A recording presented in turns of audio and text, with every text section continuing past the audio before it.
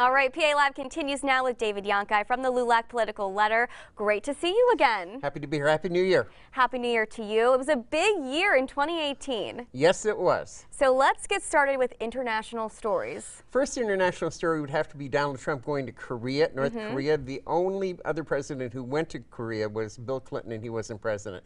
That's going to have a big ramification to see exactly how that actually went, because it's still too early to tell.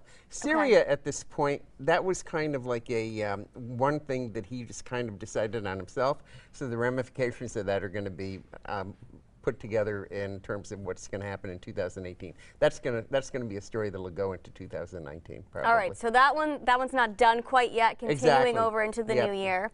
Okay, and now in terms of national stories, what were some of the biggest ones? I would think the national stories would have to be the shootings in Florida, as well as the shootings in Pittsburgh, in terms of what happened with, you had an age range of younger people who died in massive shootings, and then you had the other people at the synagogue who were older. The other thing is the Mueller investigation.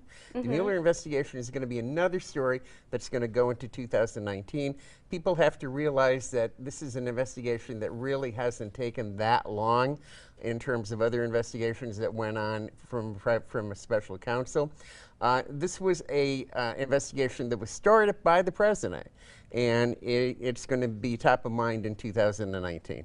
Okay, yeah, and going back to those shootings, that was really a very hot topic, a very controversial issue that flooded all of our communities and our, our country as a whole. I think the shootings were such a hot topic because the students who were shot and who saw their fellow students shot were so vociferous in their criticism of the, not only the legislators, but also the politicians who refused to actually do anything meaningful gun control with the assault weapons. Right.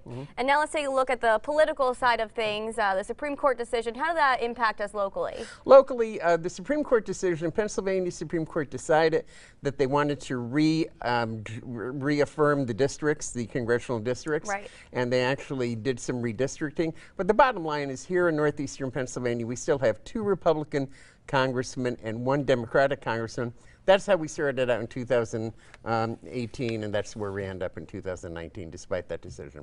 Okay, any predictions on what's going to be going on in 2019? What do we keep an eye on? You're going to see a lot of stories, morph into 2019, like the Mueller investigation, the Syria thing, and also gun control.